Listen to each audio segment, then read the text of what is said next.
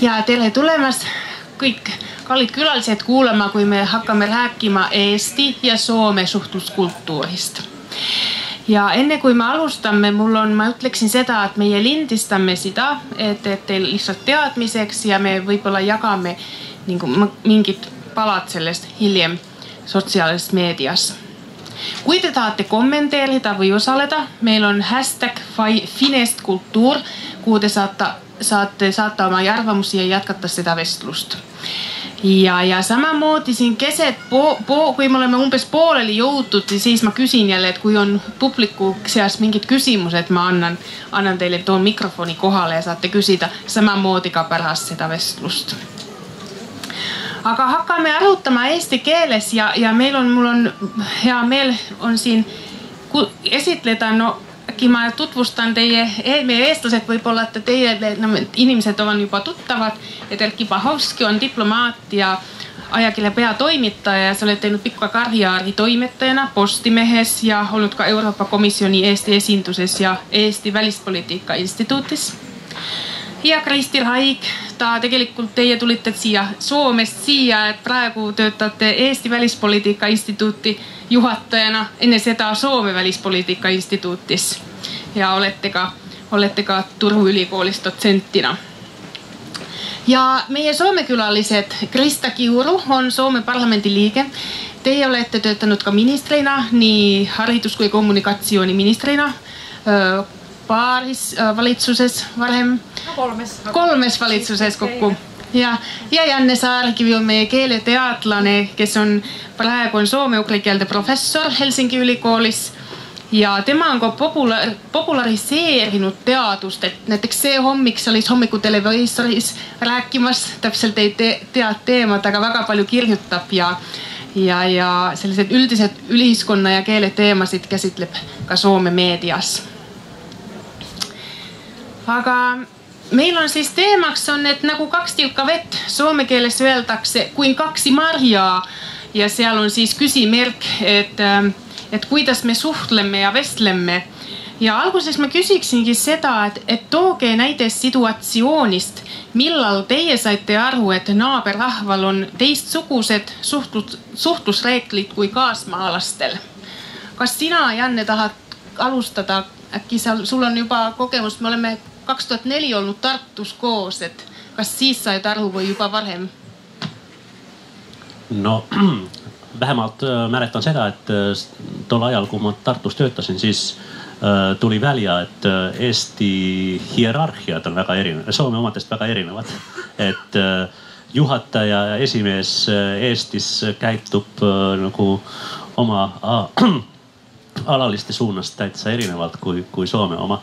Ja et Soome ühiskonnas siinkohal ma arvan, et pikem rõhutatakse sellist tasavõrdsust, eks ole, et mingit sellist egalitaarsust, et kõik on umbes samasugused inimesed ja see, kes sa oled nagu ametliku positsioonilt, ei peaks tähendama nii palju. Jälle Eestis see hierarhia tähendus oli vähemalt tol ajal, kui ma sellega esimest korda kokku tõrkasin, siis oli kohutav. Et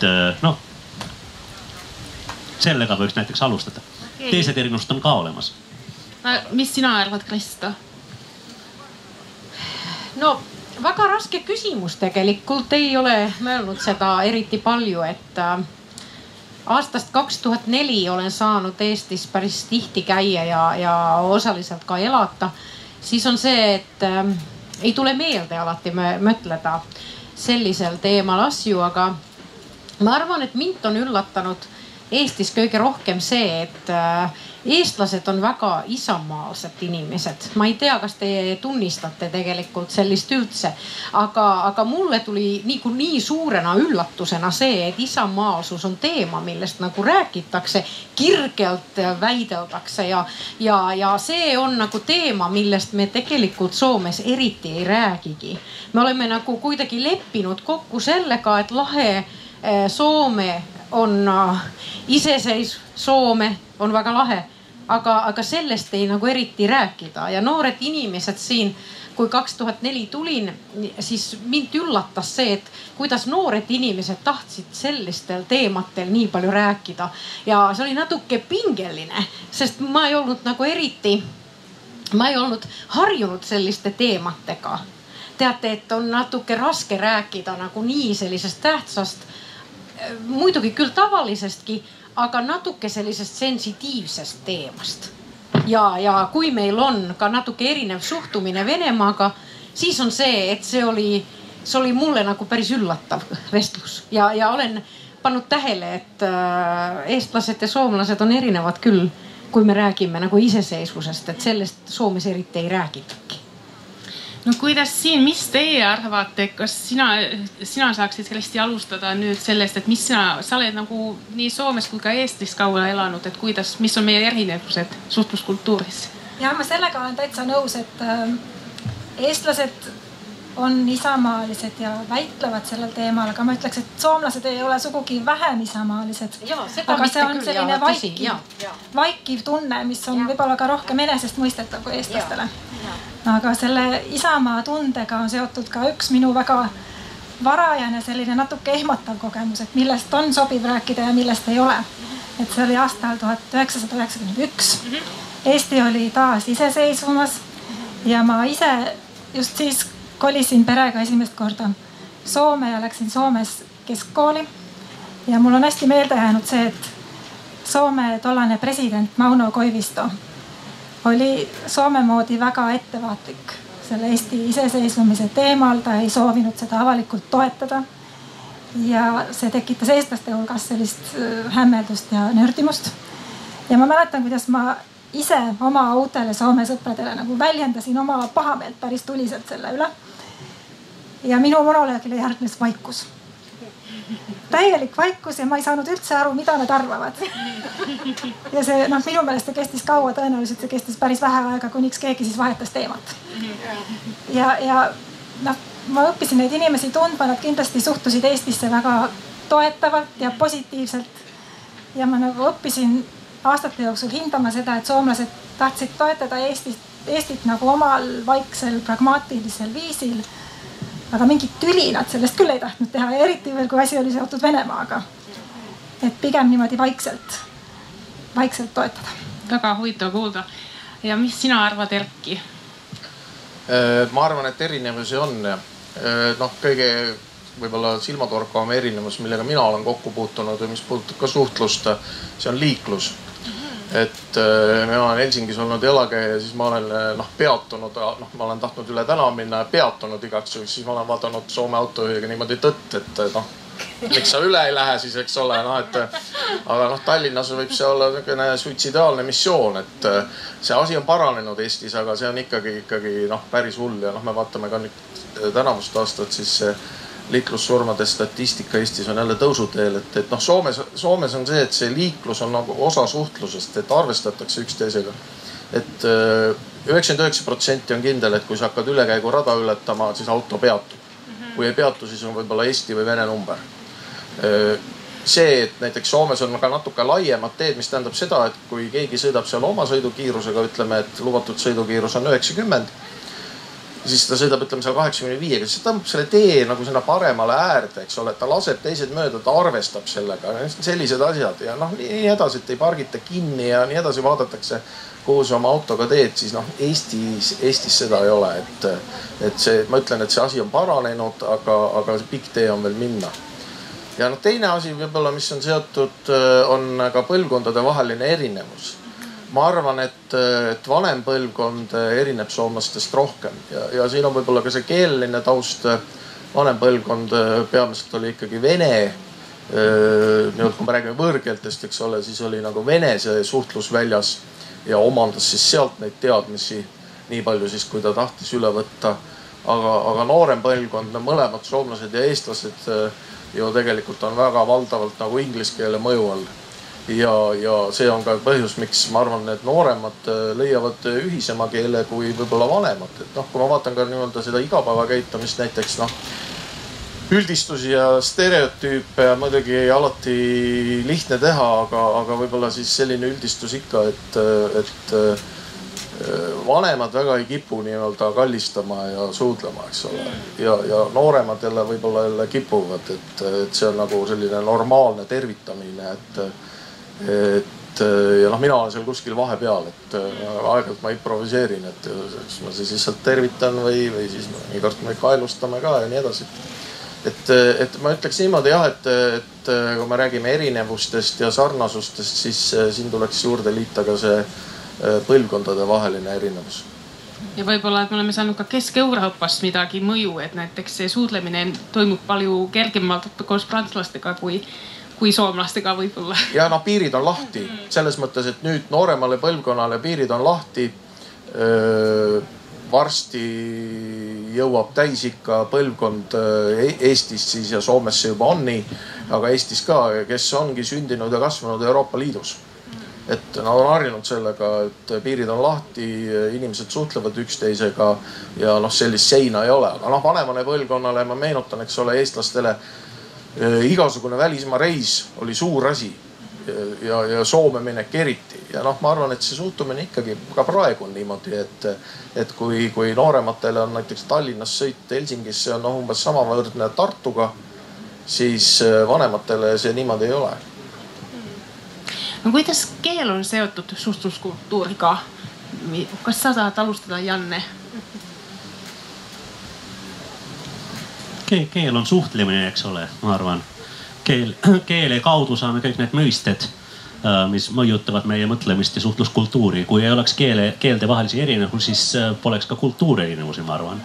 Et kõik see keelte erinevus ongi kõigide kultuuri erinevuste põhi ja sellest tekivad ja tulenevad kõik need erinevused, mis inimeste vahelistes suhetes välja tuleb. Aga mis see täpselt tähendab? Noh, keeleteaduse seisukohalt võiks öelda seda, et iga keel on täis igasuguseid selliseid sõnadevahelisi sidemeid, mis teevad võimaliseks assotsiatsioonid, mis teises keeles on ilma mingisuguse mõtteta, eks ole. Et näiteks soome keeles ja eesti keeles on niimoodi, et number 6 on ka puu nimetus 6, eks ole. Et need on üks ja sama asi. Aga siis mingi teise keele seisukohalt selline assotsiatsioon pole, see on täitsa mõttetu, eks ole. Ja siis kõik keeled on täis seda tüüpi assotsiatsioon, potentsiaale võiks öelda.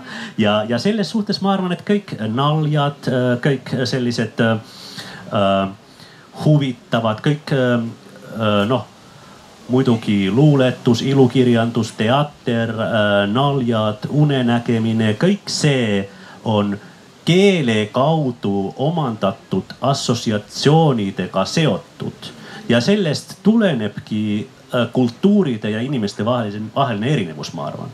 Ja selles suhtes eesti ja soome keele erinevus on nagu ükskõik missugune kahe keele vaheline erinevus, eks ole. Et nad on küll omavahel seotud, eks ole, et nad on ajalooliselt seotud, nad on mõlemad soome-ugri keeled, nad on Läänemere soome keeled ja nii edasi. Samas aga soome ja eesti keele nagu igasugused assotsiatsioonväljad on vägagi teistest erinevad. Kas sa tahad jätkata, Kristo? Ma ei tea, sest kui ma kuulen seda meie nagu teadlast, siis ma jään lihtsalt nagu mõtlema, et mul eriti palju ei ole midagi lisa öelda.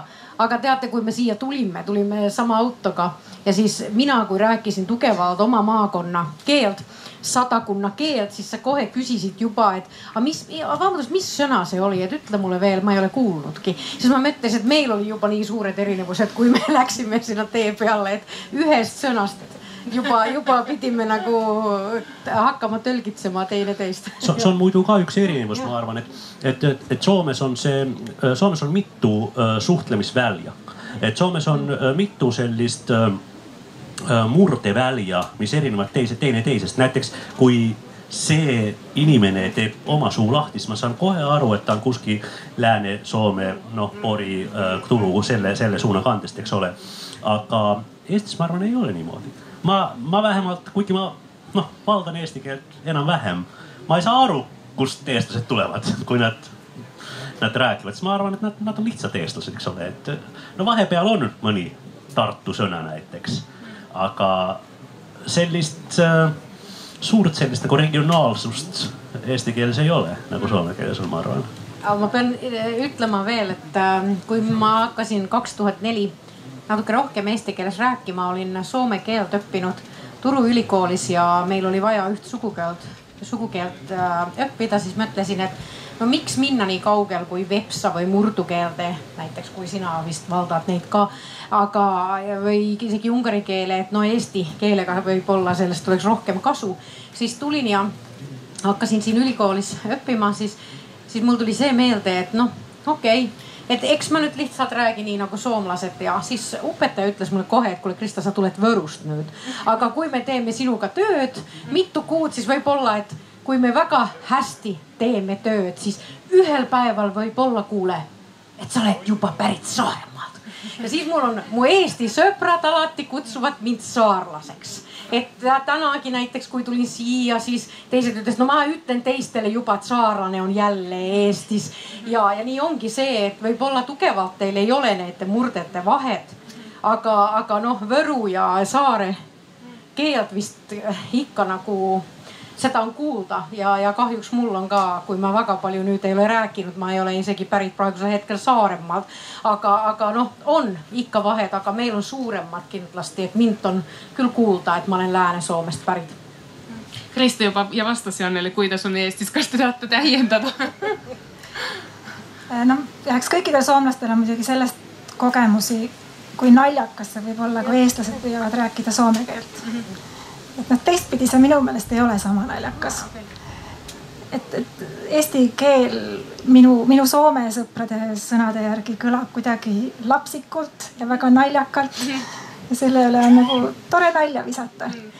Ja kui soome turist läheb Tallinnasse ostma viinerit või midagi muud sarnast, siis saabki palju nalja. Aga samas on ka neid kahekeelseid inimesi päris palju, nagu ma ise näiteks, et ma olen elanud ja töötanud aastaid mõlemas riigis.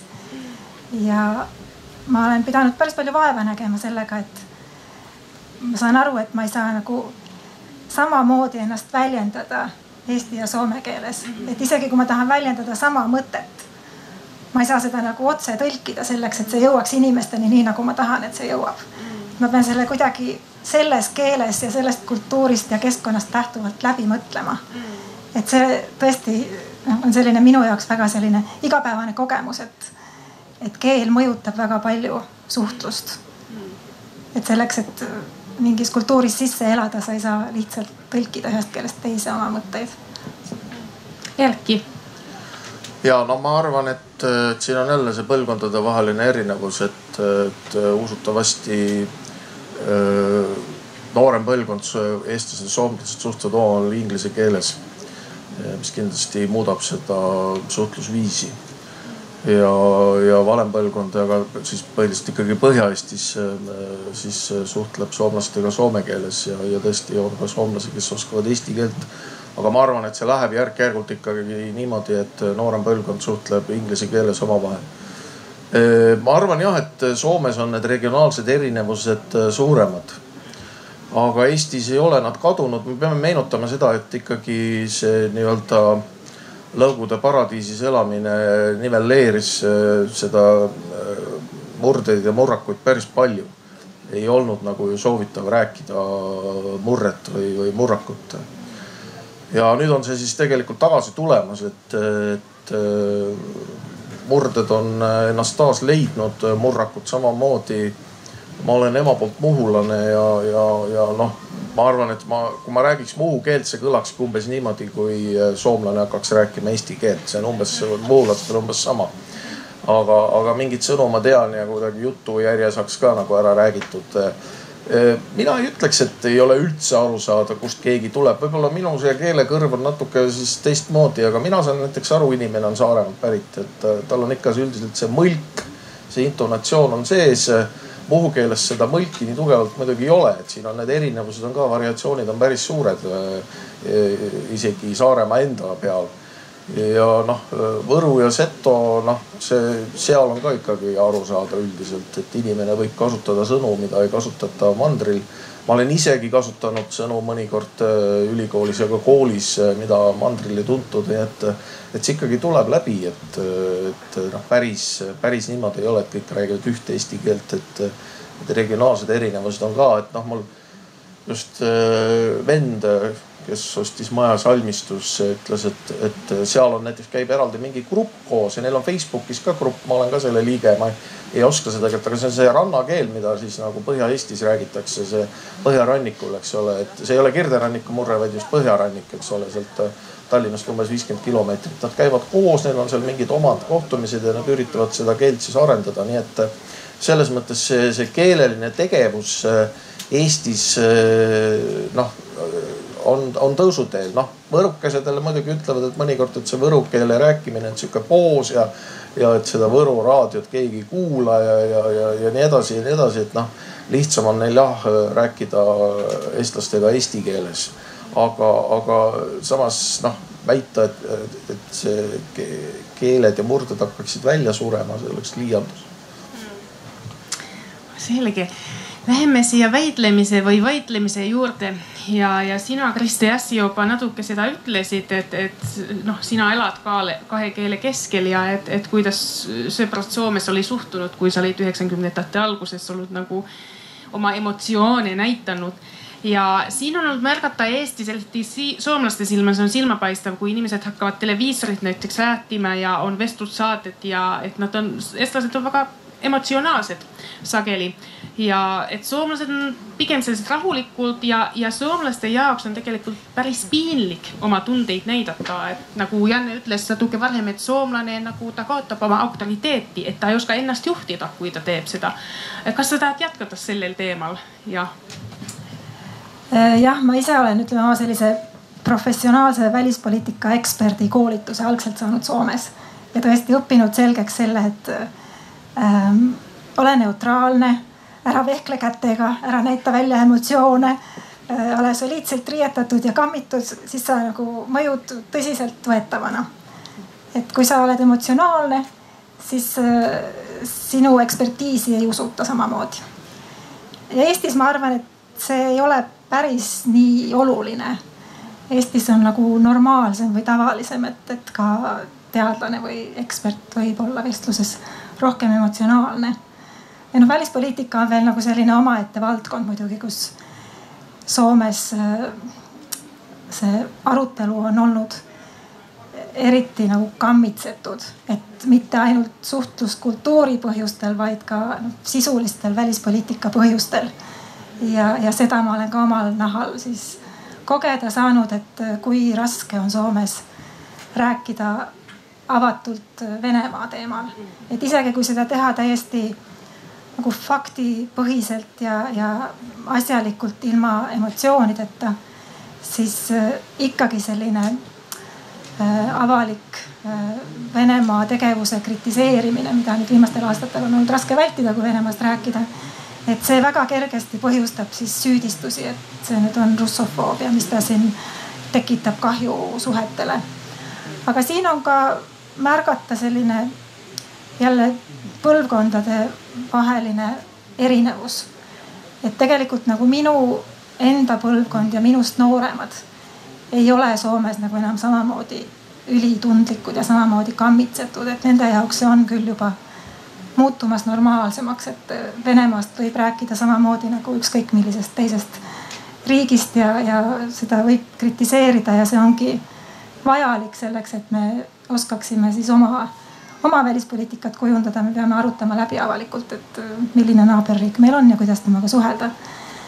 Aga tegelikult mõlemas riigis, nii Soomes kui Eestis, need on nagu Venemaa teemalises debatis nagu omamoodi äärmused, soomlased oma ettevaatlikkusega ja eestlased oma üliemotsionaalsusega. Aga tegelikult mõlemas riigis on minu meelest puudu sellisest rahulikust analüütilisest Venemaa debatist, mis ei põhjustaks siis mingeid süüdistusi või teravat vastandumist, et lihtsalt rääkida läbi, et millised on tähelepanekud Venemaa arengust, millise seisukoha me peaksime võtma. et ma arvan, et see on selline asi, kus on mõlematel arenguruumi, aga võib-olla me hakkame ka üksteisele natuke lähemale tulema. No mis Soome parlamendi liige ütleb, et sellist näiteks teleekraanil esinemisest kas on kerge neid tundeid sees pidada?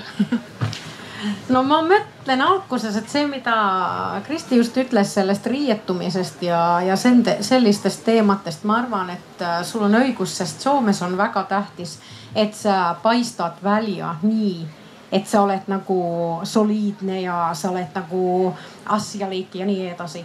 Mul oli alguses, kui noorelt olin valitud parlamenti, siis mul oli väga lahedad tädid, kes mind väga toetasid, aga kes tulid nagu pidavalt, jätkuvalt näiteks kuskil turu peal oma kodulinnas ütlema, et kuule Krista, kui mul ei ole enam vaja, tead, mul on selliseid kollaseid, punaseid, siniseid, isegi musti, igasuguseid jakke ja ilusaid pükse ja seelikuid, et tema tahaks neid mul anda. Seda jätkus mul pidevalt. Et inimesed mõtlesid, et ma natuke liiga tavaliselt riietun, et seda tead, et saab sellist tunnet, et nüüd ma olen nagu nii asjalik. Et riietusel sa võid seda näidata. Aga teisest küljest soomlased ei riietu nii ametlikult minu arust kui eestlased näiteks poliitikutena, kui siin tehakse. Aga siis teisest küljest ma arvan, et kui sa küsisid seda, et kas me tahame jagata või mitte, või esimene nagu tunne oli küll kohe südames, et jah ja ei. Siis ma mõtlesin, et oi issand küll, kui ma nüüd nii ebaviisakas olen. Aga see tuleb sellest, et on mitmed teemad, millest on lihtne rääkida ja millest me võime teha väga palju koostööd. Näiteks ma olen eluaega teinud koostööd digitaalsuse teematega. Me oleme Eestis ja Soomes väga arendanud ennast selle teemaga. Me oleme teinud väga palju koos. Eesti on võtnud sammusid väga palju varem juba ja nii edasi. On teemasid siis, millest me võime õppida ja nii edasi on väga lahe nagu rääkida. Siis on näiteks hariduse teemad. Eesti on arenenud nüüd väga, väga kiirelt ja siis meil on väga palju jagata. Sellest on väga lihtne rääkida. Sotsiaal- ja tervisehoiu küsimused on juba raskemad. Sest see, mis meil on võrdsus, see mõtte, mida see nagu tähendab Soome nagu ühiskonnas ja mida Eestis, see on juba nii erinev, et sellest rääkimine on natuke raske. Ma ütlen nagu ausalt. Siis teine jutt on see, et välispoliitika muidugi. See ei ole nagu raske, kui me räägime suhtlumisest EUsse või teiste riigitega, aga Soome ja Eesti Vene poliitika on nii erinev. See on tõesti nagu nii erinev. Mina ise, kui olen elanud siin aastaid ja mul on olnud nagu 11 aastat Eesti mees. Ma tean tegelikult, millest te räägite, kui te räägite Venemaast. Aga soomlased on nii kaugel sellisest suhtluskultuurist, kuidas nagu Venemaa teematel siin räägitakse, siis ma eriti küll ütlen teile ausalt. Ma eriti ei tahaks minna nende teemate peal, kui ei ole väga vajalik. Sest et kui me hakkame väitlema teemast, mis ei juhata väga palju kuhugi, siis ma natuke vahepeal olen laisk ja ütlen tõesti, et on ka teemasid, et ma eriti nagu ei küll mõtle, et nii nagu mugavalt oleks tore rääkida. Aga on vajalik. Ma ei ütle seda ega eita. Aga vahepeal oleks mugavam jätta vahele. Aitäh. Siis ma küsin veel sellest emotsionaalsusest ja sellest või Soome analüütilusest nüüd mulle. Aga no kas sina tahad Janne nüüd jätkata selles, et kas sina oled märkanud seda sama, mida Kristi näiteks? Ma mõtlesin seda võrdsuse ideoloogiat ka. Et ma arvan, et see on suur erinevus Soome ja Eesti avalikus diskursis. Et kui nüüd vaadata näiteks Kristat, siis kas teie võiksite... Kas sa tahad, et ma tõusen üle? Kas teie võiksite kujutada ette, et see inimene on 3-kordne minister? Et kui ta oleks eestlane, kas ta oleks niimoodi riietatud? Kas ta tuleks nagu selliste... Ilusad rahvamustrite kingad, jah. Ma arvan, et küll mitte. Et Eestis oleks natuke teistmoodi. Ja ma arvan, et see ongi... Kohe mul hakkab tulema ka kollaseid jakkusid siit Eesti poole. Kui nüüd vaadata näiteks Tarja Haloneni, kes oli pikemat aega Soome president ja tema nagu sellist avalikku kuju, et kuidas ta ennast kujutas, siis on väga raske ette kujutada, et selline inimene oleks Eesti president näiteks, kes kogu aeg rõhutab selle asja, et mina riietan nagu tavainimene, eks ole, siis ostan selle sama säästukaardiga sellest samast säästumarketist kui kõik teised rahvad. Kuigi eks ole, kõigidel on ju ilmselge, et see inimene on kaugelt tavarahvast, eks ole, ta on president, eks ole, ta on enne seda ta on olnud välisminister, siis ta on olnud igasugustes kõrgetes ametikohtades ükskõik kui kaua. Aga ikka peab see avalikus elus tegema nägu, nagu sa oleks tavaline. Ma arvan, et Eestis ei ole sellist vajadust. Et Eestis pigem peaks nagu rõhutama seda oma autoriteeti, eks ole. Mina tean, mina olen suur inimene, eks ole. Mina olen selle kõige läbi olnud, mina juhatan, näitan teile, kuidas elada. Et ma arvan, et siin on väga suur erinevus põhimõtteliselt. Nendest nagu roolimudelitest, mis on just selle autoriteediga seotud ja selle nagu tavainimese kujuga seotud ka. Et Soome poliitik peab sellist mingit teatrietendust esindama, nagu ta oleks tavaline, kuigi ta ei ole tavaline, eks ole. Ta sõidab ümber mingi Pantser Mercedesiga, eks ole, ja siis kohtub kõigi Merkeli ja Putini ja teistega. Ta ei ole suugi mingi tavaline inimene, aga ikka teed nägu, nagu oleksid, eks ole. Eestis jälle, kui president hakkaks sellise asjaga tegelema, siis keegi ei võtaks teda tõsiselt, eks ole. Et president peaks olema nagu autoriteet, ta peaks lihtsalt, ma arvan, ma ei tea, mis teised arvavad. Siis oleks olnud veel Venemaa kohta midagi öelda, aga ma siis ütlen selle pärast. Sa ei kommenteeri Venemaad. Kas sina tahad kindlasti kohe kommenteerida? See võrdsuse teema ja sellega ma olen väga nõus, et see on üks kõige suuremaid erinevusi Soome ja Eesti ühiskonna vahel. Et kuidas saadakse aru võrdsusest ja kuidas sellesse suhtutakse. Ja mis on selline väga põhjamaine ja minule nagu kujunenud väga sümpaatseks on see, kuidas soomlastele on nagu oluline rõhutada seda olenemata oma positsioonist, et nad suhtuvad lugupidamisega inimestesse sõltumata sellest, milline on nagu selle teise inimese sotsiaalne positsioon või kui rikas või vaene ta on. Et seal võib olla kuigi palju ka näitlemist, et see ei pruugi olla alati nii siiras, poliitikud kindlasti oskavad seda nagu hästi ära õppida, et nii on kasulik teha ja sellised normid on need normid, mis Soome ühiskonnas valitsevad. Aga kindlasti on seal ka täiesti siirast sellist nagu põhjamaist ideoloogiat ja heaolu ühiskonna mõtlemist. Et Eesti on palju kõvem ühiskond ja Eestis on palju normaalsem kuulda selliseid hoiakuid, et iga ühe inimese oma viga, kui hakkama ei saa või võtku ennast kätte ja selline nagu kõvem suhtumine. Ja selle üle ka vaieldakse palju rohkem, et kui palju siis riik või ühiskond peaks inimese eest vastutust võtma. Et Eestil on see nõukogude aja kogemus, kust siis nagu hüpati teise äärmusesse ja taheti kõike muuta. Ja selle muutusega kaasnes siis selline üsna kõva kapitalism. Erki, kas tahad jätkata?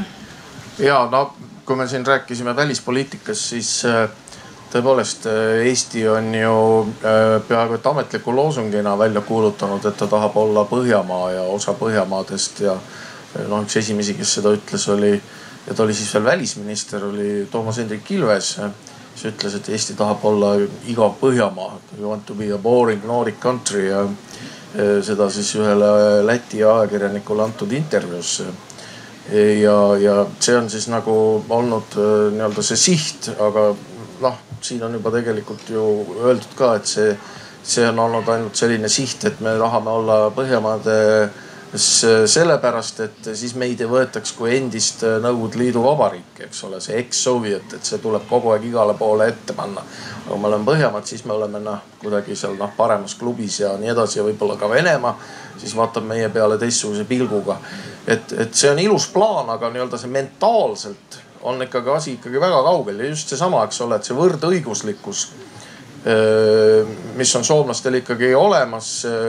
Terved põlvkonnad on ju harjutatud selle mõttega, et inimesed on omavahel võrdsed ja sellele lisandub siis see maksupoliitika, mis on ju ka selline see, et rikkamatelt võetakse rohkem ja vaesematelt vähem ja nii edasi, et see on Eestis ju ikkagi peaaegu et vastuvõetamatu. Nüüd on meil see maksusüsteem on küll muudetud, aga ikkagi see mõtlemine on ju selline, et kõik võiksid maksta sama palju.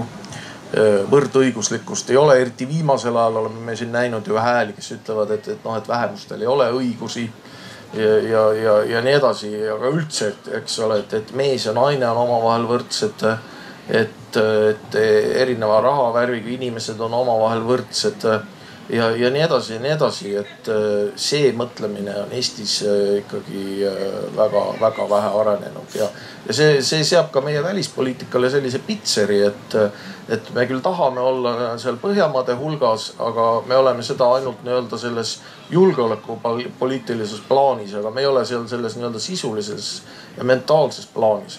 Ja teine üks asi veel, mis mul läks meelest ära, mis puudutab ka suhtlust, on see, et soomlased sinatavad. Et minule ütles kunagi üks soome keele õpetaja, et soomlased teetavad ainult võib-olla presidenti, kui on kuskil ametlik vastuvõtt. Eestis seda ikka ei ole. Eestis ikkagi teetatakse jätkuvalt edasi. Ka noorem põlvkond. Et mul oli siin vennapojal olid mingid klassivennad ja klassiõed külas Muhus just ja nad teetasid mind alguses ja nii edasi, et Soomes seda ei ole. Et selles mõttes selline nagu distantsi hoidmine on Eestis ikkagi veel olemas. Ja väga huvitavalt analüüseeritud ja. Ütleks veel, ma jäin mõtlema seda riietumist. Jäi kuidagi meelde see, et ma olen nagu nii ilusasti tavaline. Aga ma arvan, et see ilusasti tavaline on eriti nagu ka nagu rohkem nagu ideoloogiline küsimus teistele poliitikutele. Sest see on ka nagu seda võrdsuse nagu näitamist, ma arvan. Aga samas siin on just see karm asi, millest Janne rääkis, et kui ligedal see võib olla, et see on populistlik ja see võib minna nagu üle. Et ütlen näiteks selle, üks väga Soomes ärritav teema oli see, et kui suhteliselt noor peaminister Alexander Stubb oli valitud Soome peaministriks, siis tal oli minu arust oli esimene pressi nagu selline mingi koosolek või seal oli mitmeid pressi nagu esindajaid. Ja tema oli seal peaministri nagu suvi korteris või majas. Ja siis kui ta sinna läks, ta läks sinna jalgrattaga. Ja temal oli lühikesed püksid jalas ja lühikene mingi selline meeste särk. Ja teate, sellest tuli suur asi, sest soomlased mõtlesid, et niimoodi ei peaministri peaks nagu käituda. Ja see küsimus oli sellest, et ei oleks pidanud minema sinna nagu jalgrattaga, sellise jobuga, mis oli nagu väga selline trendikas asi. Aga samas siin oli nagu see, et see läks juba üle. Et möörti, et kuule nüüd, et kui sul on seal väga ilus peaministri Mercedes, et tule nüüd sellega nagu ausalt nagu hoovi ja ole seda, mida oled, et selle joboga ei oleks saanud tulla koha peale. Ja siis oli teine küsimus see, et kui tavaliselt sa saad riietuda, kui sul on suvekohtumine, esimene kohtumine peaministri pressi esindajatega ja siin oli juba see nagu see.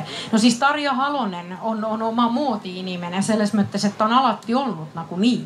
Aga Tarjas on see lahe asi, et nii mitmed soomlased mäletavad, et Tarja Halonen oli ja on samasugune inimene nagu me ka, et me käime ja soovime, et lottost võitaks midagi, et kui ta käis kuskil maakonna reisitel, et ta käis nagu Erkioskilt võtmas nagu ka teate samamoodi, et kui lottost tuleks rikkaks.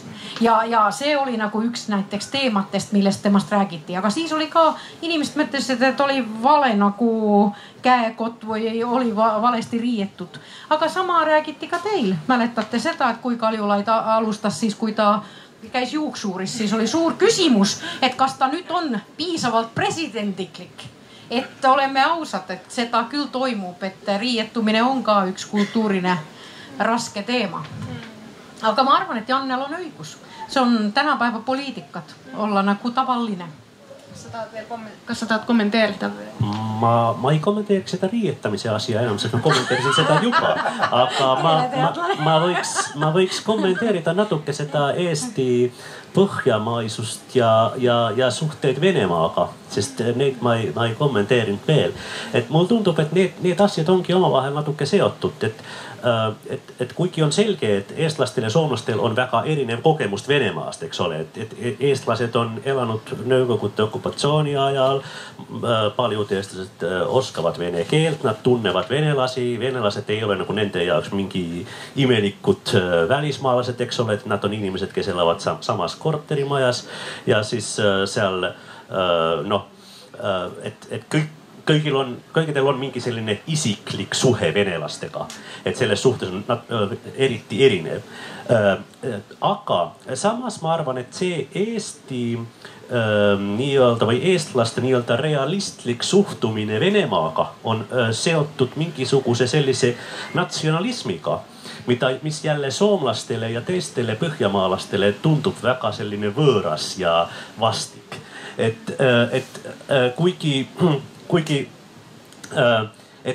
siin on see selline mis öelda, et ma võib-olla olen siin ainus nendest, kes kohal on, kes on elanud Venemaal. Ja mul tundub alati, ma räägin nii vene keeles kui eesti keeles. Ja siis kui ma kuulan venelasi, kuulan eestlasi, teisi neid Ida-Euroopa rahvaid, siis mul on alati selline tunne, et see natsionalismi diskursus on igal pool üks ja sama. Et Eesti natsionalism ja Vene natsionalism on nagu umbes üks ja sama, et võib lihtsalt plussi ja miinuse kohad vahetada, eks ole, et mis on hea, mis on halb. Aga jutt ongi umbes sama. Et see on mingi selline rahvusvaheline natsionalismi diskurss, mis on nagu jälle sellise Põhjamaa kultuuri seisukohalt vägagi võõras ja selline, mida nagu kardetakse ja millega ei tahatakse nagu kaasa minna. Ja ma arvan, et see võib-olla häirib natuke seda, et saaksime aru sellest, et tõepoolest eestlastel on väga realistlik suhtumine venelastesse mõnes mõttes. Et ma arvan, et eestlastel on tõepoolest kogemus venelastest, nendel on keel ja kultuurioskust ja selliseid asju, mida soomlastel tavaliselt ei ole. Aga kui seda seostatakse sellise üldse Ida-Euroopa natsionalismiga, siis tuleb natuke selline, need asjad lähevad keema natuke teistmoodi. See ei nagu sobi Soome ühiskonda jälle või Põhjamaa ühiskonda, ma arvan. Ma peangi küsima kohe teie käest, et kas see on nagu rohkem rahvuslik või natsionalism? Kas see on nagu õige sõna, see natsionalism, või on see, kas eestlased mõtlevad, et see on just see rahvatunne või rahvuslik? Või on see mõlemaid? Ma ütleks niimoodi, et on nii seda kui teist. Et mina teen ka vahet, mis asi on rahvuslus ja mis on natsionalism ja natsionalism on kindlasti negatiivsem nähtus, mis siis seab ühemõtteliselt oma rahva siis paremaks teistest. Ja rahvuslus on siis tõesti oma keele, kultuuri ja kunsti ja nii edasi, eks ole, arendamine ja sellest hoolitsemine. Ja natsionalism on, eks ole, see siis, mida siis saab ka poliitikas ära kasutada. Aga ma siiski vaidleks vastu, et et see Ida-Euroopa natsionalism on tõesti midagi, mille üle peaks rääkima ja me hakkame sellest õhtul rääkima, vist ma saan aru, eks ole, kell 6, väike reelreklam. Aga siin on siiski erinevusi, et me oleme Kristiga mõlemad siin sertifitseeritud russofoobid ja siis ei saa nagu mööda Venemast, et mis on erinevus Eesti ja Venemaa natsionalismil on see, et Venemaa natsionalismil on imperiaalne mõõde. Et nad arvavad, et neil on õigus ka otsustada teiste rahvaste üle siis nii-öelda, mis on mitte ainult nende maal, vaid ka nii-öelda nende kõrval, et kuidas nad peaksid elama. Ja nendel on õigus ka siis mingisugused maid saada, et ütleme, Krimm kuulub mingisuguse müstilise ajaloolise õiguse järgi Venemaale. Ja me näeme seda ka Ungaris, eks ole, kes kaotas 2/3 oma territooriumist pärast esimest maailmasõda. Kui Budapestis ringi sõita, siis te näete autodel on, eks ole, see esimese maailmasõja eelne Trianoni lepingu eelne kaart, mis siis annab siis sellise suure Ungari. Et Eestis seda mõõdet ei ole. Et me võime nüüd siin rääkida et et kas mõni siin rõhutab seda, et noh, et tema suhtleb ainult eesti keeles ja nii edasi. Et see on tõesti igal maal nagu ühtemoodi, aga mina ei ole küll kuulnud umbes sellised laused, et meil on õigus võtta ära, ma ei tea, Põhja-Läti või et meil, kuna vabadussõjas siis soomusrongid jõudsid Riia alla, et siis meil on siis ka ajalooline õigus Põhja-Lätile või et me olime seal Petrogradi eeslinnades, et siis meil on aga õigus nagu siis võtta siis see ala endale.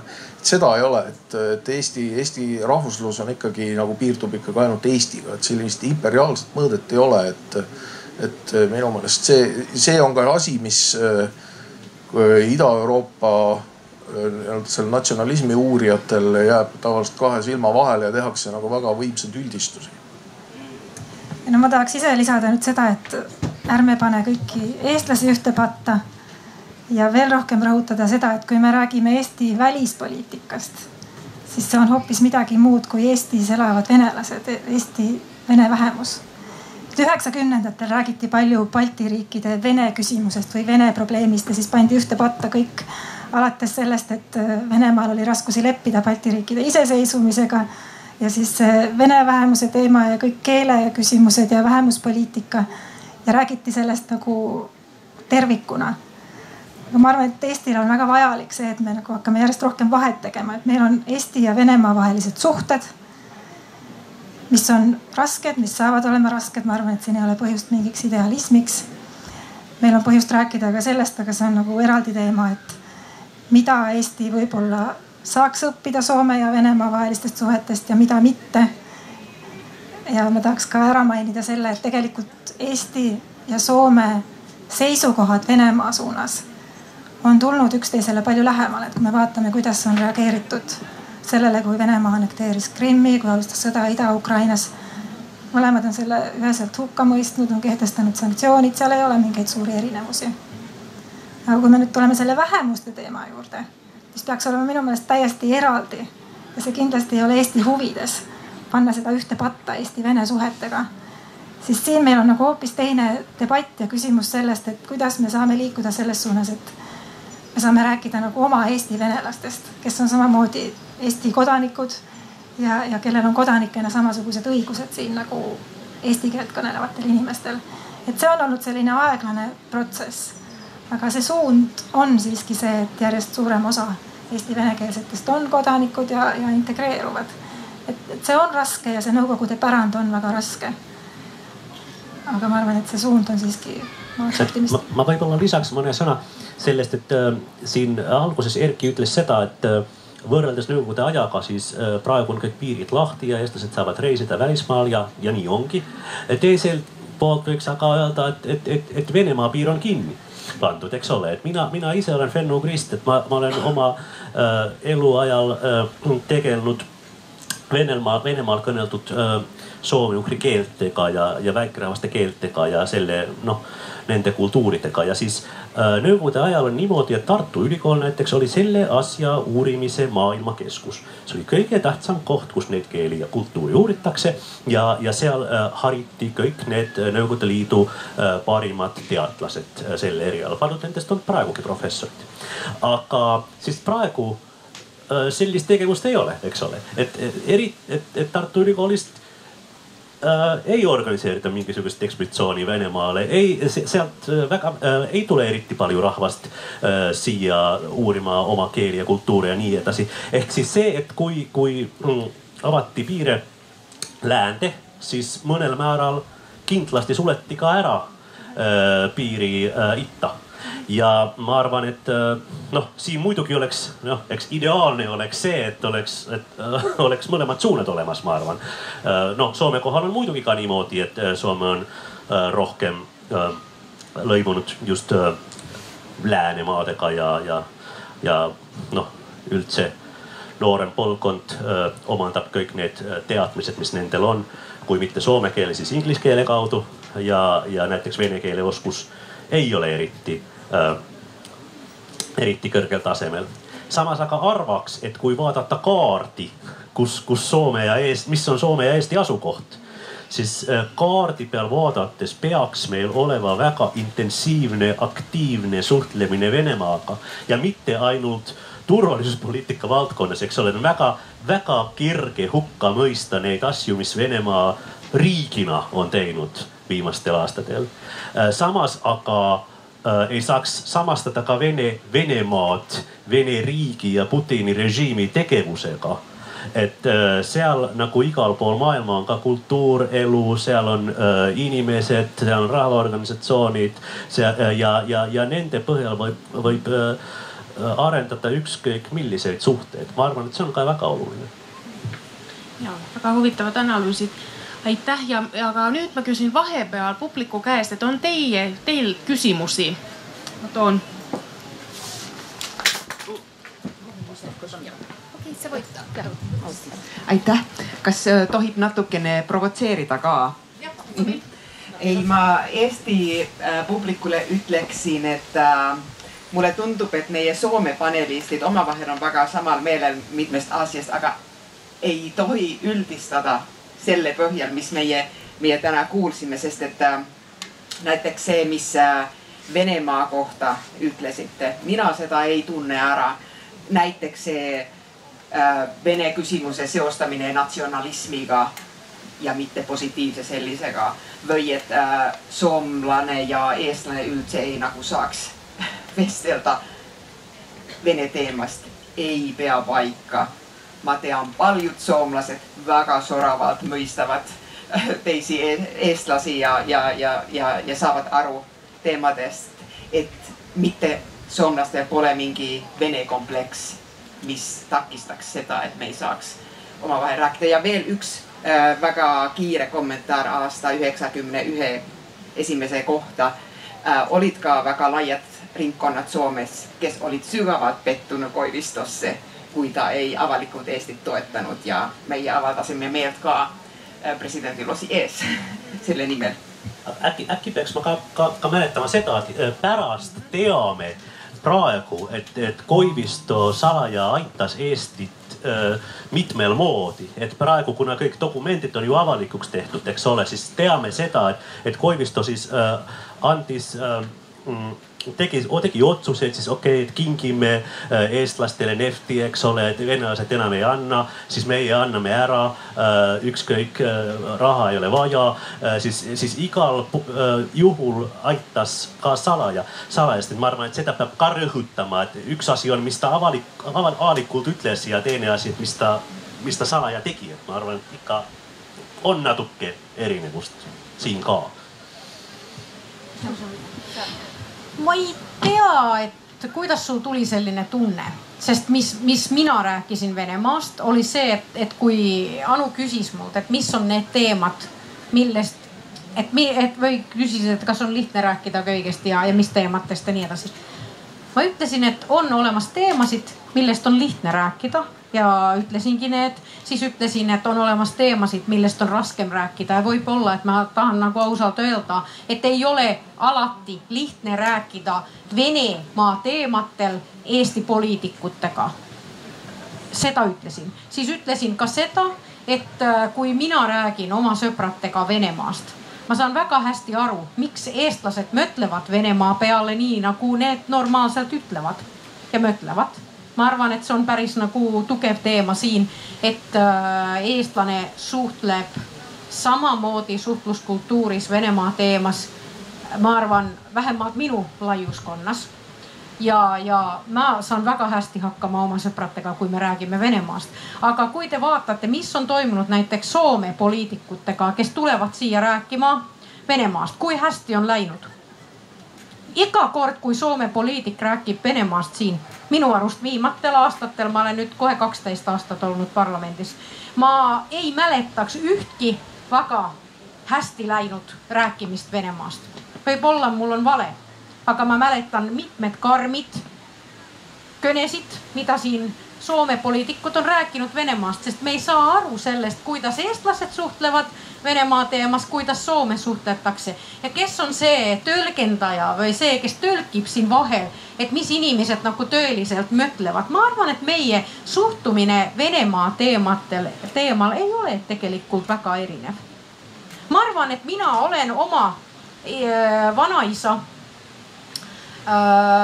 lugudest nii palju õppinud, et ma arvan, et ma nagu mõtlen väga palju ja tugevalt samamoodi kui eestlane, et me ei saa nagu panna silmasid kinni.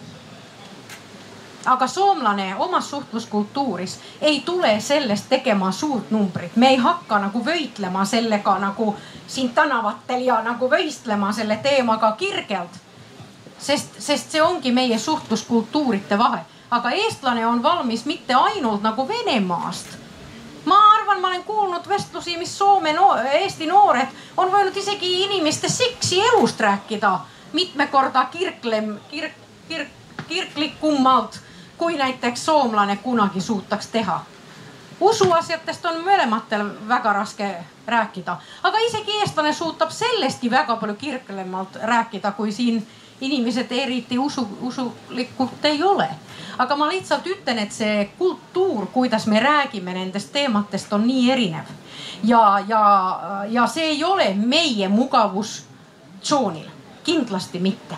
Aga ma arvan, et me tugevalt toetame teineteist selles, et meil ei ole lihtne elata siin. Meil on 1300 kilomeetrit seda piirkonda Venemaaga ja me mõtleme rohkem pragmaatilisemalt selle teema peale.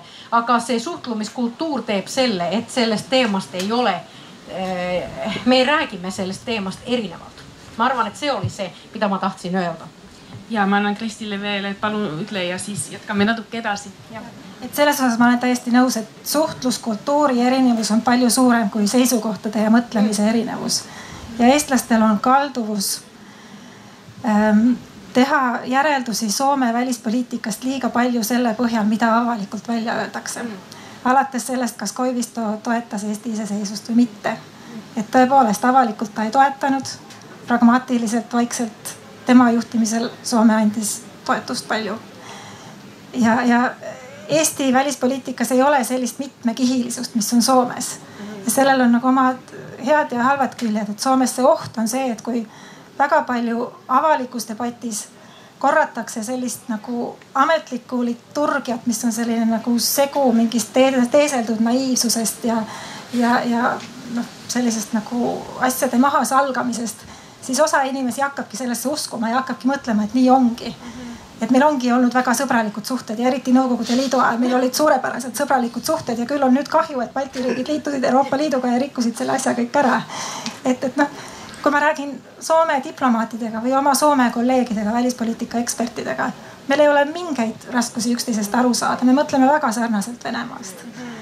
Aga eestlastel ei ole nagu sellist taustateadmist Soome välispoliitika kohta, et nad suudaksid näha neid erinevaid kihte ja aru saada, et Soomes on teatud omad normid ja traditsioonid ja asjad, millest räägitakse ja millest ei räägita. Ma pean ütlema, et sina oled Kristi suurepärane tolgendaja siin kahe maa vahel. Et sa võiksid seda igapäevaselt teha ja osaleda iga ühele kohtumisele. Ma mõtlesin, et meil on vaja seda tolgendajad, aga see oligi nüüd kirjutada. Ja ma pean seda ütlema, et tegelikult soomlased vaikivad väga paljudest asjadest. Et kunagi sa ei saa nagu perepeol hakata poliitikas rääkima, osus rääkima. Need on iga ühe nagu isiklikud asjad ja iga ühel on nendestele õigus. Ja siis ma võiksime natuke rääkida veel sellest vaikimisest, et no millest soomlane ei räägi, millest ta vaikib ja millest eestlane ei räägi. Kas eestlane räägib iga ühest asjast? Erki, palun alusta sina. Keeruline küsimus, et ma arvan, et eks see sõltub ka seltskonnast, et eestlane, kui ta on mingis nii-öelda oma sõprade ringis, siis ta räägib vist ikka kõigest. Vähemalt mina küll arvan, et ta räägib kõigest, aga kui see ring läheb suuremaks, siis ta võib-olla tõesti kõikidest asjadest ei taha rääkida. Ja ma arvan, et Soomes on see samamoodi, et ma arvan, et ikkagi sellises kitsamas sõprade ringis räägitakse ikkagi kõikidest asjadest. Et mina küll ei oska öelda niimoodi, küll lambist ei tule nagu mingid tabuteemas, vähemalt Eestis, et millest nüüd siis üldse ei räägita. Et ikka räägitakse kõikidest asjadest ja võib-olla probleem ongi selles mõnikord, et mõnikord võikski kasutada võimalust vait olla, et räägitakse ka asjadest, millest väga vähe teatakse ja sellise ebakompetentsi pidu ja pillerkaar on ikkagi väga suur, me näeme seda igal pool, et ka see on muidugi jah paradoksaalne, aga arvamusfestival, et arvatakse kõikidest asjadest midagi, aga iseküsimus on see, et kas sellest ka midagi muutub, et me näeme seda, et inimesed istuvad nagu üks ühes kaevikus ja teine teises kaevikus ja arvatakse ja loobitakse loosungeid, aga midagi ei muutu, et just see, et me võime arvata, me võime rääkida kõigest, aga kas see on kasulik, et kui ma mõtlen sellise utilitaarsuse printsiibi järgi, et kas sellest on kasu? Minu meelest soomlased on küll päris meisterlikud vaikijad, et Soomes on selline suhtluskultuur minu meelest mitte ainult avalikus arutelus, vaid ka eraelus, et inimesed väldivad konflikte palju rohkem kui Eestis. Ja ei taheta üldse hakata rääkima sellistel teemadel, kus võib neid konflikte tekkida, et näiteks ma ei tea, millist poliitikut sa lähed valima või kas sa käid kirikus või kas sa arvad, et see on õige või ei ole õige. Et need on nagu sellised teemad, mida välditakse pigem. Et siin jällegi see nagu minu enda alguse poliitiline näide, et sellest ei tahtnud keegi rääkida lihtsalt. Nad tõesti nagu varjasid väga oskuslikult oma seisukohta, sest võib-olla nad ei tahtnud ka lihtsalt meievahelisi suhteid rikkuda. Ma ei tea, kas nad olid minuga nõus või ei olnud.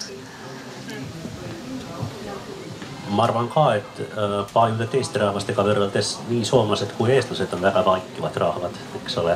Et suhtluskultuur on väga selline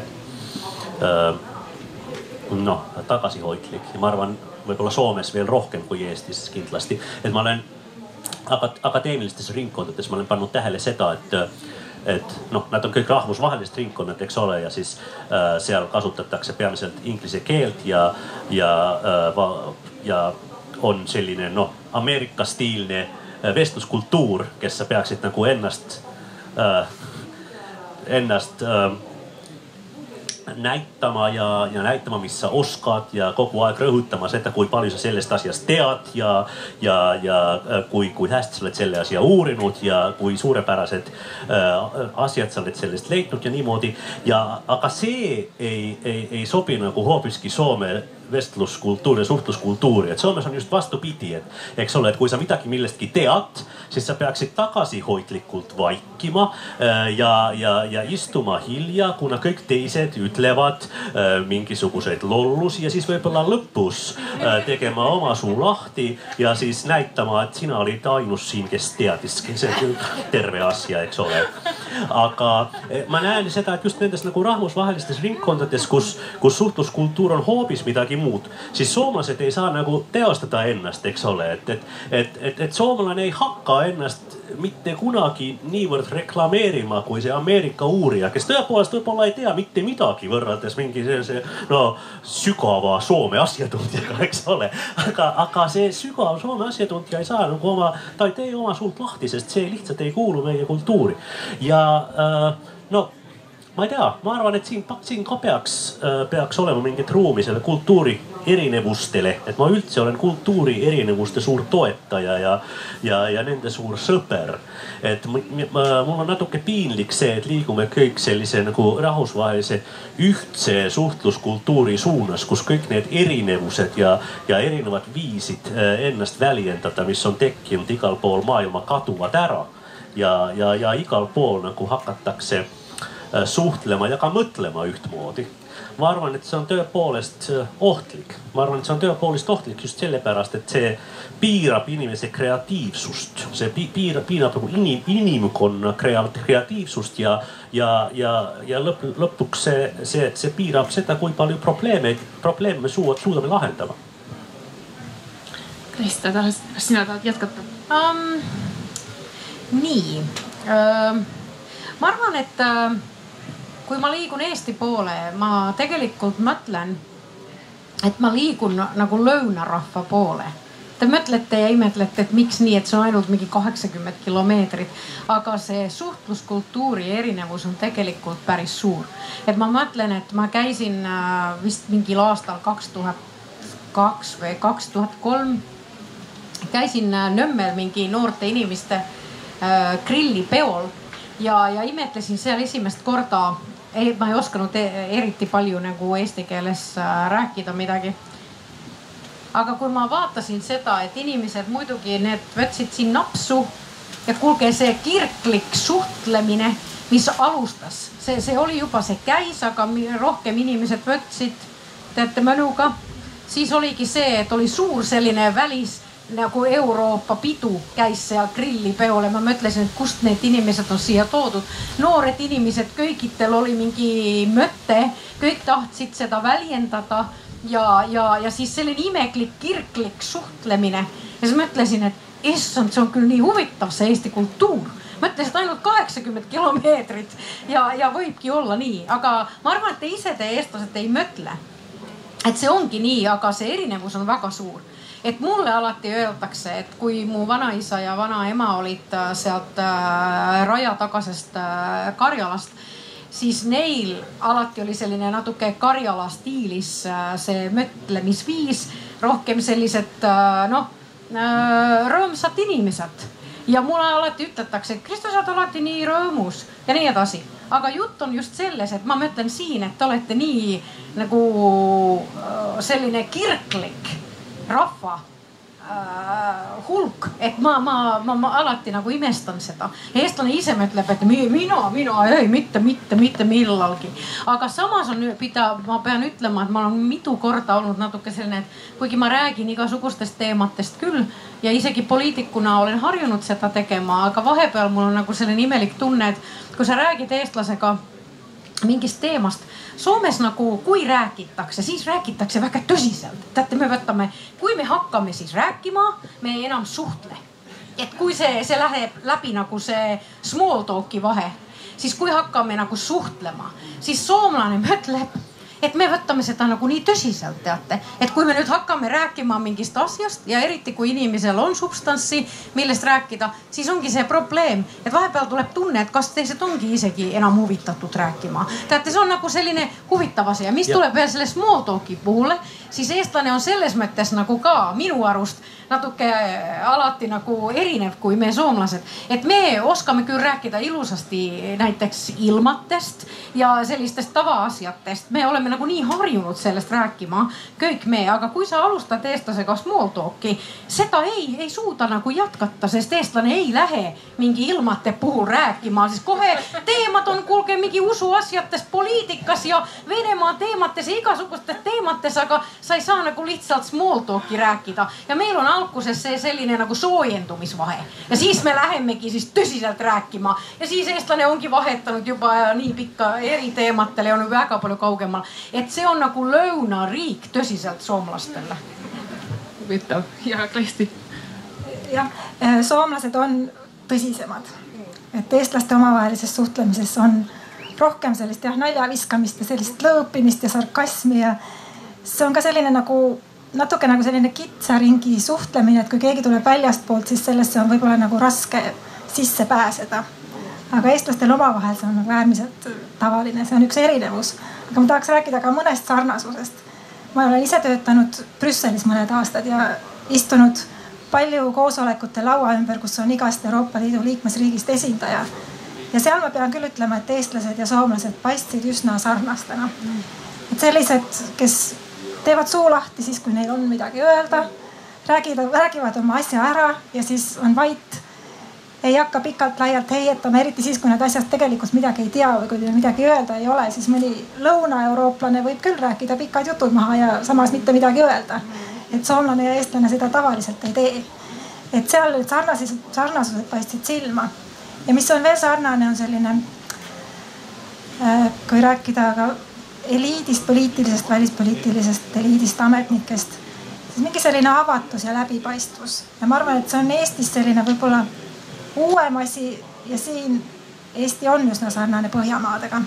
Ja jälle ma olen oma töö poolest teinud intervjuusid palju näiteks diplomaatidega erinevatest Euroopa riikidest. Ja kõige lihtsam on alati ligi pääseda Põhjamaade ja Eesti diplomaatidele ja ametnikele. Nad on valmis sinuga rääkima, nad on üsna avatud, muidugi inimeste vahel on erinevusi, aga proovi sa mõne prantslasega saada kohtumine kõigepealt ja siis veel kuulda, mida ta tegelikult mõtleb. See on palju raskem. Janne? Ma mõtlesin just seda, et Soome vestluskultuuris kõige halvem asi, mis sa saad mingi asja kohta öelda, on see, et see on vain puhetta. Et see on ainult rääkimist, eks ole. Et seda nagu korvatakse kogu aeg, et jah, et ma ei taha sellega osaleda, et see on ainult rääkimist. Et see on nagu mingid mõtted võtta osa sellest rääkimisest, sest nagu miks võtta osa, et see on ainult kõne.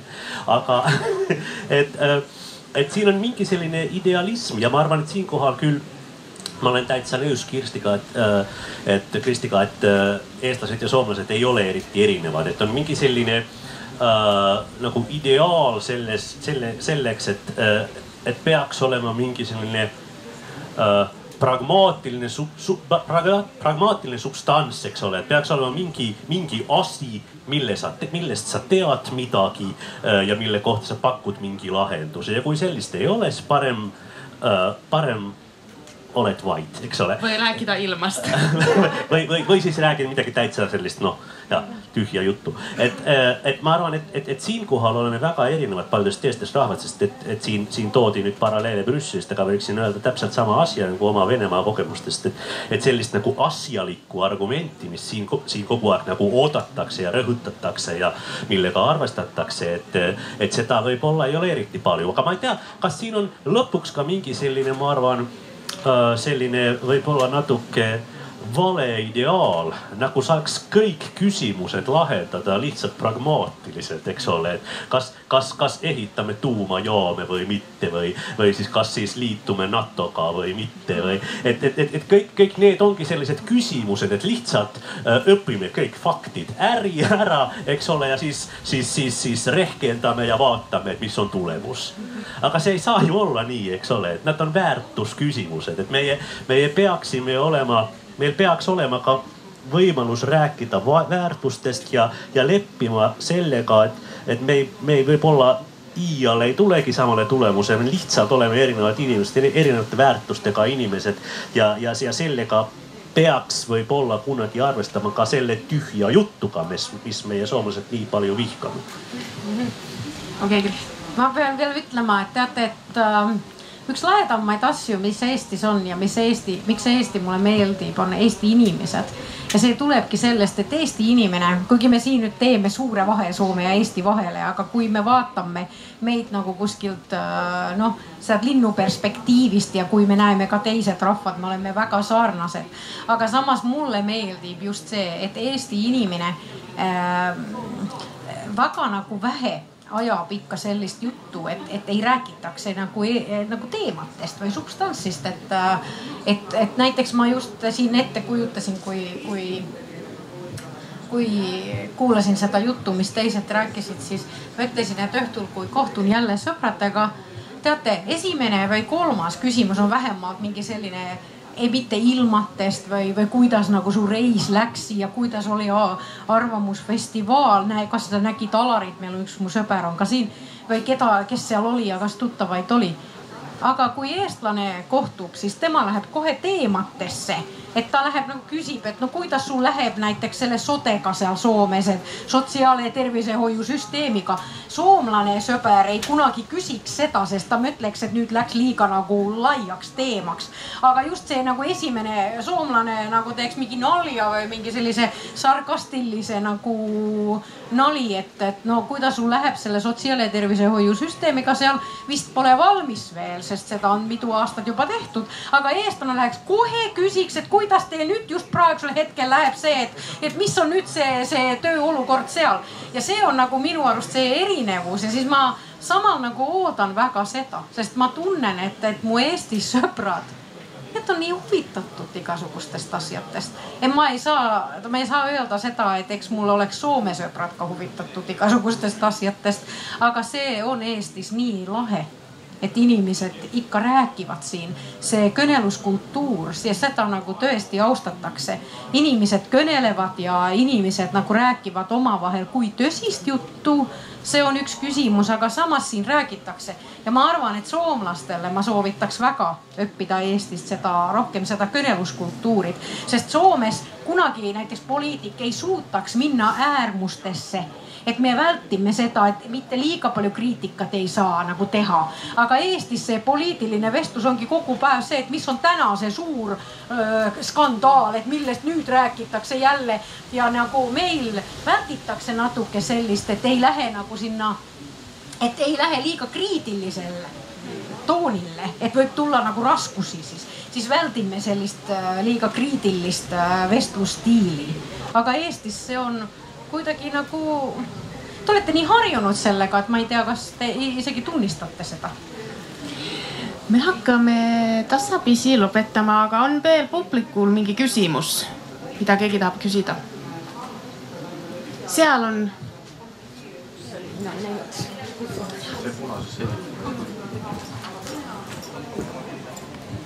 Tahtsin küsida nende konfliktide kohta, et väidate, et soomlased kuidagi väldivad konflikte, aga kui see ikkagi tekib, siis kuidas erineb see siis eestlastest see konfliktiga toime tulemine või siis suhtlemine nagu konflikti olukorras?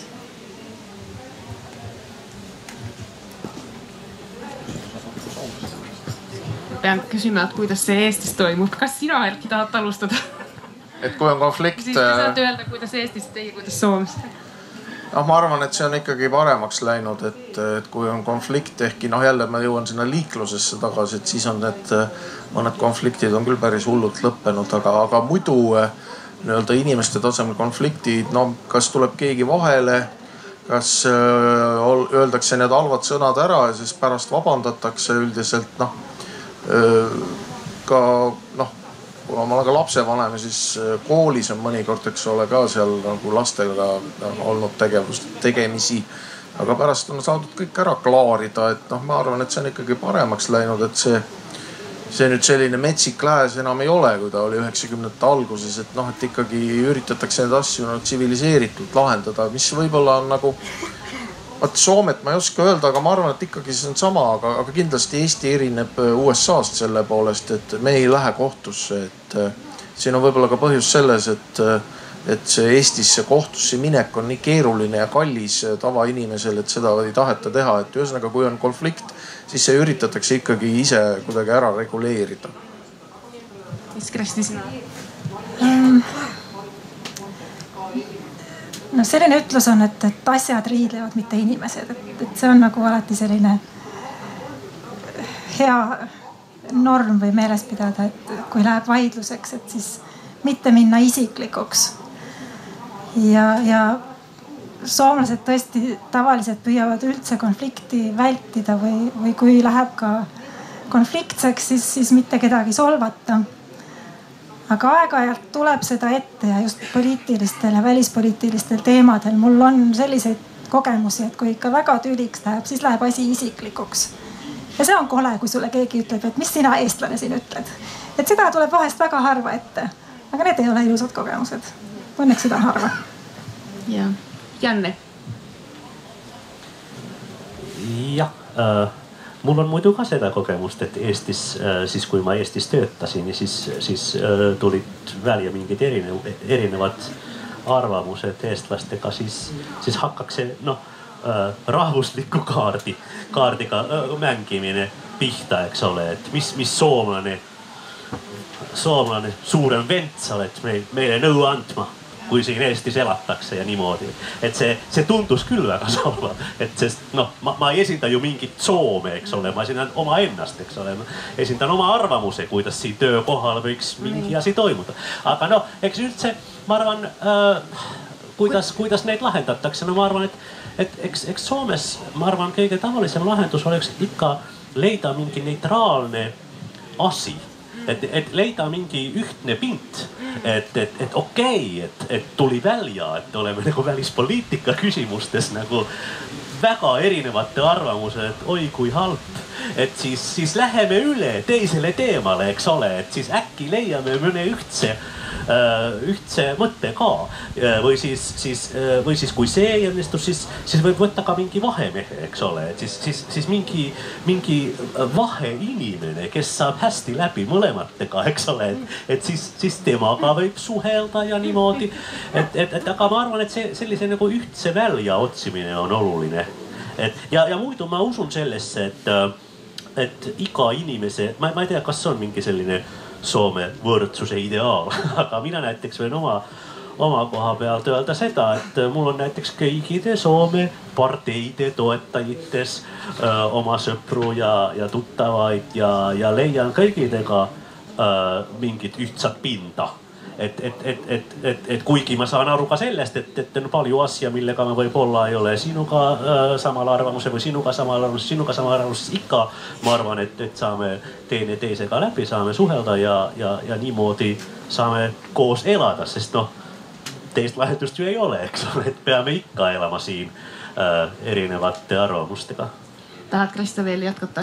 Ma arvan ainult, et kui tuleb see olukord, et inimesed enam ei asjates või et inimestel on eriarvamus mitte vaid asjates, vaid ollakse juba olukorras, et inimesed tõesti nagu need on tülitsevad omavahel, siis ma arvan, et sellel korral soomlane võib olla selline, et kui sa pragmaatiliselt ei suuda nagu leppida selles olukorras, siis võib-olla soomlane rohkem nagu pöörabki nagu ära või kuidagi nagu isoleerib ennast või teate, nagu läheb ära sellest olukorrast või jätab nagu vahele või isegi mõtleb, et no ma enam ei suuda selle inimesega nagu rääkida, et jätab tõesti vahele selle tuleviku rääkimise ka.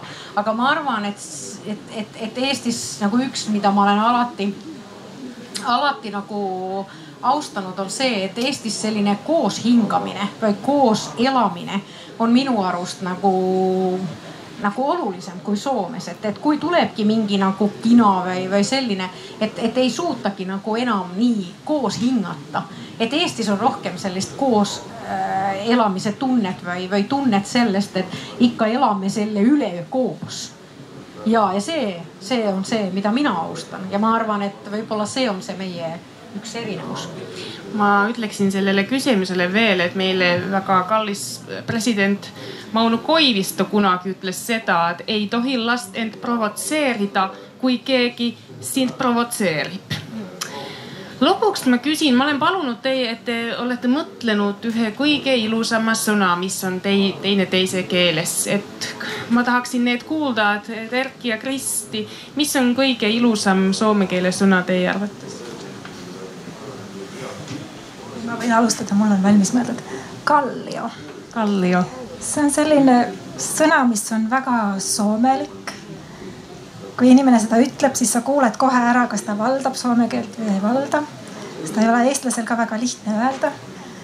Aga see kõlab ilusti, selline laulev sõna ja samas selles on midagi, ka füüsiliselt midagi väga soomlaslikku. Et Kalju on selline tugev ja kindel ja vankumatu ja sageli külm meie kliimas, aga kui sa teda päikse käes soojendad, siis ta on ka väga soe ja mõnus.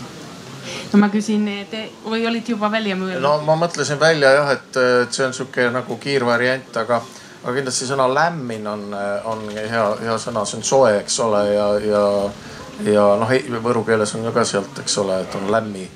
Ja eriti huvitavaks läheb siis, kui seda sõna hakata käänama, et lämbi mässa ja siis saab ka aru, eks ole, et kuidas see soome keel kõlab, et ka need täpitähed, eks ole, vokaalharmoonia hakkab mängima ja nii edasi, et see on selles mõttes, seda on päris ilus kuulata, kui seda kasutatakse, jah. Hästi. Ja Kallio on siis kalju eesti keeles. Krista, kõige ilusam eesti keele sõna? See on küll nii raske küsimus, see oli sul kõige raskem küsimus.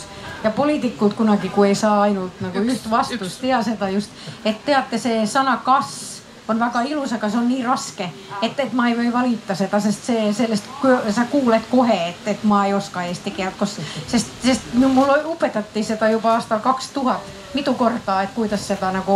Aga kas sa nüüd valid selle kas? Ei, ma ei valid seda. No siis rõõmus oleks ka, see oleks väga lahe sõna, aga see on nii raske, et kohe on kuulda, et ei ole isegi pärit Saaremaalt. Sellepärast ma valingi Kalli, sest see Kalli on nagu kuidagi imelik, et kes on nagu võtnud sellise sõna nagu Kalli. Kõik mehed ja naised ütlevad teineteisele Kalli. Ja minu arust see on nagu nii armas, natuke nunn sõna, et sellepärast, kui see on natuke lihtsam veel ja kui natuke tahan kõlata nagu eestlane, ütlen veel, et Kalli, sest soomlasel on väga raske nagu hääletada seda nii nagu korralikult. Ja kui ma teen seda Kalli, siis sellepärast see on nagu nii lahe, et seal on natuke seda mängulist vormi, see on nagu natuke nunn ja samas see on soe ja see räägib sellest koos elamisest ja hingamisest, et ma valin Kalli. Ja Janne, mida sina valid? Nüüd meie keeleteadlane. Läheb aega. Just keeleteaduse seisukohalt. Mul meeldivad sellised sõnad, mis on natuke nagu teistsuguse semantilise väljaga, eks ole. Et näiteks eesti keeles on sõna lill, eks ole. Et lill peaks soome keeles tõlkima kõigepealt nagu kukka. Aga see ei ole päris üks ja sama. See näiteks on lill, aga soome keeles ei saaks selle kohta öelda, et see on kukka, sest see ei õitse. Eks ole, et see on, et lill oleks mingi selline nagu, millel ei olegi soome keeles täitsa vastet, eks ole. Et see oleks nagu soome keele kukka, õis või õitsev lill ja siis soome keele viherkasvi või kasvi, mis oleks nagu rohilill või midagi taolist. Et üldse nagu sellist mõistet ei ole soome keeles nagu eesti keele lill. Ja selliseid näiteid võiks anda päris palju. Aga siis on ka see, kuna kaks mõistet seostuvad ilusasti minu meeles, kuna ma räägin mõlemaid keeli. Nagu näiteks see sama sõna ilus. Sa küsid, mis on kõige ilusam sõna. Siis näiteks mina seostan seda sõna ilus soome keele sõnaga iloisen, mis tähendab rõõmus, eks ole. Ja siis mul tuleb alati selle eesti sõnast ilus meelde selline nagu kummaline nagu semantiline ühendus, et kus ühenduvad nii ilu kui rõõm, eks ole, et selline nagu täitsa selline täielik positiivne mingi mulje. Et äkki ma valin selle sõna. Ja hästi valitud eestlased kasutavad seda päris palju.